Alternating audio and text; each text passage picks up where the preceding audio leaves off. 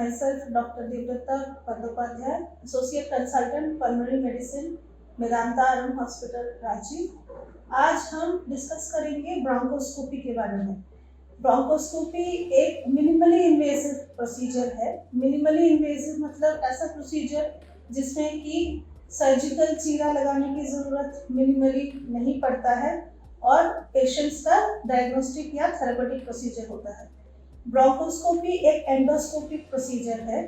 जैसे एंडोस्कोपी पेट का होता है, हम लोग बहुत कॉमनली देखते हैं, वैसे ही ब्रोंकस, अगर आपके फेफड़े के अंदर को देखने की ज़रूरत है तो ब्रोंकस को एंडोस्कोपी से देखने के लिए जो प्रोसीजर होता है उसको ब्रोंकोस्कोपी बोलते हैं।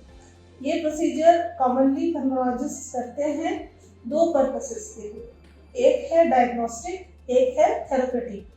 डायग्नोस्टिक मतलब आपकी बीमारी को, आपके सिम्टम्स को डायग्नोस करने के लिए। कॉमन सिम्टम्स जिसके लिए ब्रोंकोस्कोपी की जाती है उसमें से वन ऑफ द कॉमनेस्ट है क्रॉनिक कफ। अगर ऐसी खांसी है जिसकी वजह पता नहीं चल रही है इन स्पाइट ऑफ इन्वेस्टिगेशंस, उसको फिर इवैल्यूएट करने के लिए हम ब्रोंकोस्कोपी कर सकते हैं। या तो हेमोप्टिसिस, अगर आपके खांसी में खून आ रहा है तो उसकी वजह पता करने के लिए हम ब्रोंकोस्कोपी कर सकते हैं। और भी दूसरे इंडिकेशंस हो सकते हैं, जैसे कि अगर आपके किसी रूटीन सीटी स्कैन पे किसी तरह के घाव दिख रहे हैं या फिर आपके इन्फेक्शंस के आसार सिम्टम्स हैं लेकिन वो डायग्नोसिस करेक्टली नहीं हो पा रहा है, तब ब्रोंकोस्कोपी के ज़रिए हम आपका डायग्नोसिस कंफर्म कर सकते हैं। या फिर अगर आपके सीटी स्कैन में कोई लंग कैंसर जैसे गांठें, कोई सस्पिशियस गांठें दिख रही हो जिससे कि डायग्नोस्टिक बायोप्सी लेने की ज़रूरत है, उसमें भी हम ब्रोंकोस्कोपी करके देख सकते हैं।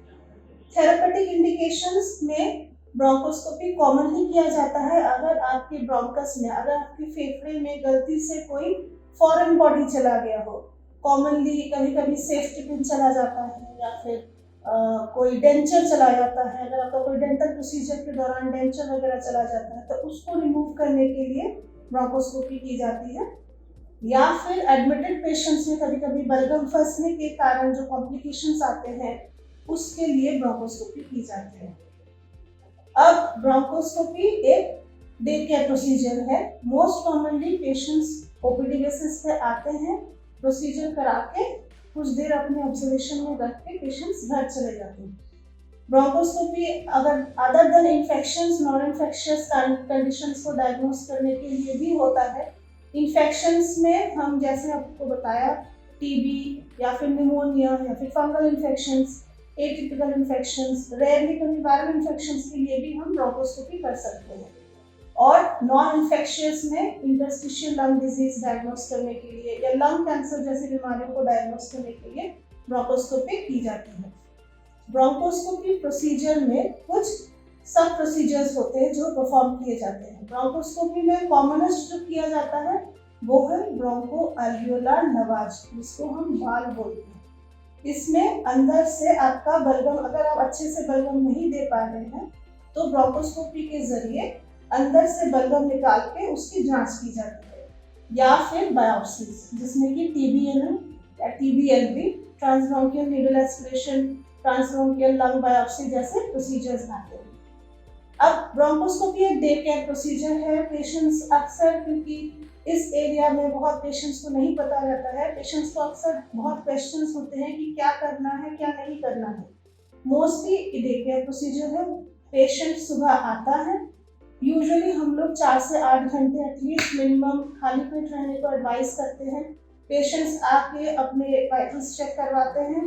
हम लोग कुछ प्री मेडिकेशन देते हैं। प्री मेडिकेशन के बाद ब्रोंकोस्कोपी प्रोसीजर की जाती है। ये मोस्टली लोकल एनेस्थीसिया देके ही की जाती है। अनलेस एंड अनटिल कोई स्पेशल रिस्क है तभी हम लोग जनरल एनेस्थीसिया में प्रोसीजर करते हैं। लोकल एनेस्थीसिया में प्रोसीजर का ड्यूरेशन लगभग 15 to 20 मिनट से 1 घंटे का हो सकता है, जिसके बाद कि हम अराउंड 2 आवर्स के लिए, 2 घंटों के लिए पेशेंट को ऑब्जर्वेशन में रखते हैं, उनको मॉनिटर करते हैं एंड देन पेशेंट को एडवाइस करके घर भेज देते हैं। This is a relatively much safer procedure. इसमें रिस्क बहुत मिनिमल होते हैं। बहुत रेयरली किसी पेशेंट को हफनी की, ब्रेथलेसनेस की या ब्लीडिंग की रिस्क इस तरह के रह सकते हैं। By and large this is a very safe procedure for diagnosis and ताकि आपको कंफर्म डायग्नोसिस के साथ सही ट्रीटमेंट मिल सके।